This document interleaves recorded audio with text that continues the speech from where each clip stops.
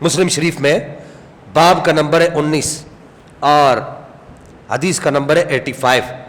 اور جو کتاب ہے مسلم شریف کے اندر، یعنی امام مسلم نے ابواب کے اوپر ایک کتاب کا درجہ باندھا ہے اور اس کے نیچے ابواب کا درجہ باندھا ہے.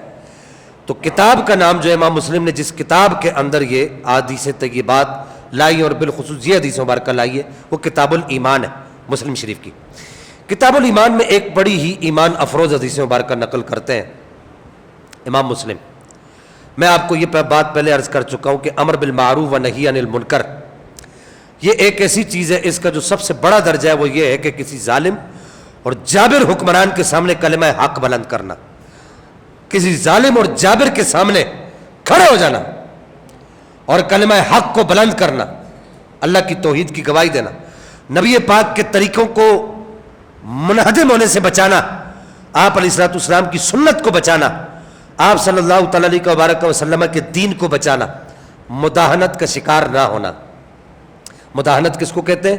اس کو بھی سمجھ لیں کہ بندہ یہ دیکھے کہ یار میری عزت اسی میں ہی ہے، بس ٹھیک ہے دین جاتے تو جائے، بس ٹھیک ہے دین کا بس جو ہوتا ہے تو ہونے دو، بس میری عزت خراب نہ ہو، میری جو ہے وہ واہ واہ خراب نہ ہو، میری رسپیکٹ خراب نہ ہو.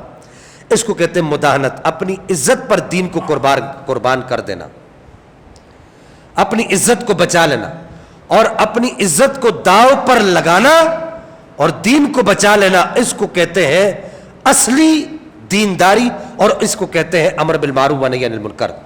تو امام مسلم نے جو حدیث مبارکہ لائی حضرت طارق بن شہاب رضی اللہ تعالیٰ عنہ وارضہ عنہ اس کو نقل کرتے ہیں کہ مروان نے کیا کیا.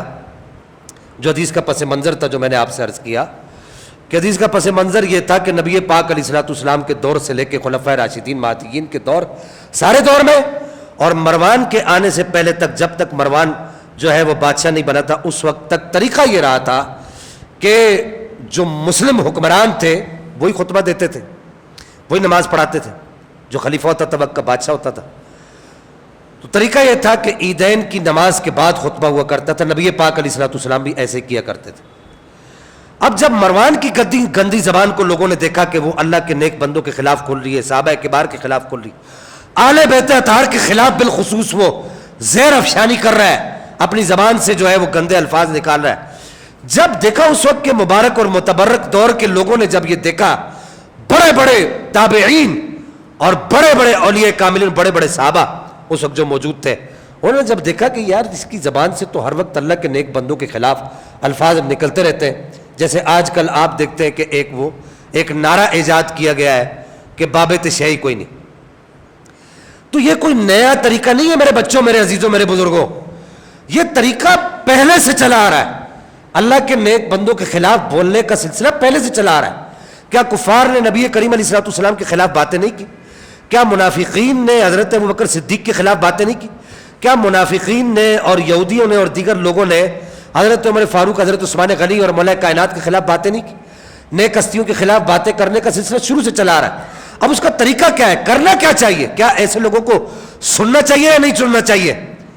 تو اب اس دور کے لوگوں نے جس میں صحابہ بھی تھے، تابعین بھی تھے، تبع تابعین بھی تھے، انہوں نے یہ دیکھا کہ یار یہ تو جو ہے اللہ کے نیک بندوں کے خلاف بولتا ہے، اہل بیت اطہار کے خلاف بولتا ہے، صحابہ کرام کبار کے خلاف زبان کھولتا ہے، مولا علی کے خلاف باتیں کرتا ہے، حسنین کریمین کے خلاف بولتا ہے، حضرت صدیق اکبر کے خلاف بولتا ہے، اس کی زبان سے اللہ کے نیک بندوں کے خلاف باتیں نکلتی. تو انہوں نے یہ کیا، انہوں نے عید کی نماز پڑھ کر جانے میں ہی عافیت محسوس کی. انہوں نے کہا یار بس عید کی نماز پڑھو اور بس چپ کر کے نکل جاؤ، اس کی گندی زبان سے کچھ سننے کی ضرورت ہی نہیں.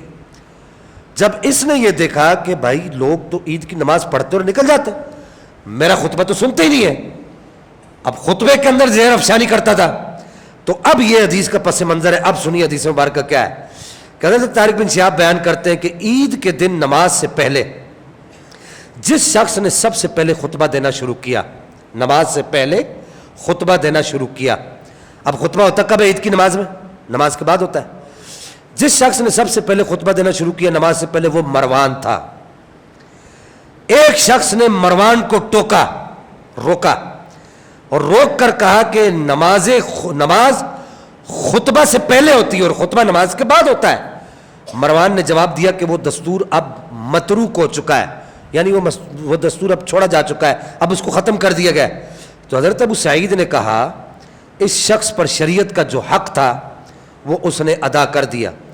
میں نے خود رسول اللہ صلی اللہ تعالیٰ علیہ وبارک وسلم کا یہ ارشاد سنا ہے کہ تم میں سے جو شخص خلاف شریعت کام دیکھے تو اپنے ہاتھوں سے اس کی اصلاح کرے, اور اگر طاقت نہ رکھتا ہو تو زبان سے اس کا رد کرے, اور اگر اس کی بھی طاقت نہ رکھتا ہو تو دل سے اس کو برا جانے, اور یہ ایمان کا کمزور ترین درجہ ہے.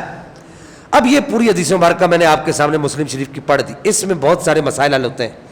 سب سے پہلا مسئلہ جو حل ہوتا ہے وہ یہی ہوتا ہے کہ اللہ کے نیک بندوں کا شروع سے طریقہ یہ رہا ہے کہ جب مقدسات اسلام کے خلاف لب کشائی کی جائے, ایسا کوئی بھی خطیب ہو, ایسا کوئی بھی عالم ہو, ایسا کوئی بھی واعظ ہو, ایسا کوئی بھی ذکروٹا ہو, جب مقدسات اسلام کے خلاف وہ لب کشائی کرنا شروع کر دے تو اب جو قرون اولا ہے, یعنی کہ پہلے کے جو شروع کے جو ادوار ہیں, ان لوگوں کا طریقہ یہ رہا ہے کہ ایسے آدمی کا درس نہیں سنا جائے گا, ایسے آدمی کی تقریر نہیں سنی جائے گی, ایسے آدمی کو نہ فیس بک پر, نہ ٹویٹر پر, نہ انسٹاگرام پر, نہ واٹس ایپ پر, نہ کسی اور سوشل میڈیا کے ذریعے پر, نہ الیکٹرانک میڈیا پر, نہ پیپر میڈیا پر ایسے آدمی کی کوئی چیز نہ سنی جائے گی نہ پڑھی جائے گی.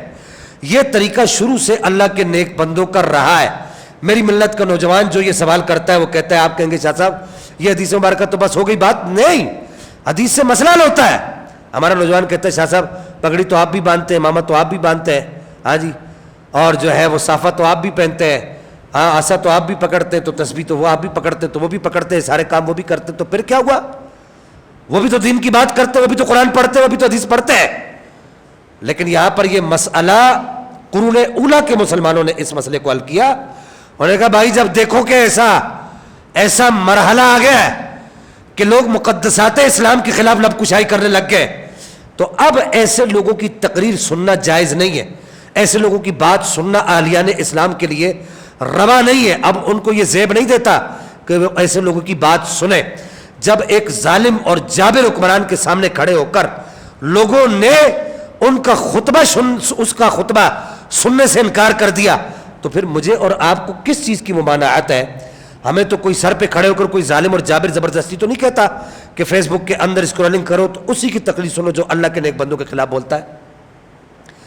واٹس ایپ کے اوپر وہی تقریریں سنو جو اللہ کے نیک بندوں کے خلاف بولتے ہیں. اسی طریقے سے سوشل میڈیا کے دیگر ذرائع پر وہی باتیں سنو جو اللہ کے نیک بندوں کے خلاف ہوتی ہے. تو یہ اہلیان اسلام کا شروع سے اور مقدسات اسلام کا اور علماء اسلام کا اور صحابہ اور تابعین کا یہ طریقہ نہیں رہا, بلکہ ان کا طریقہ جو تھا وہ میں نے آپ سے عرض کر دیا. درود پاک پڑھی, اللہم صلی علی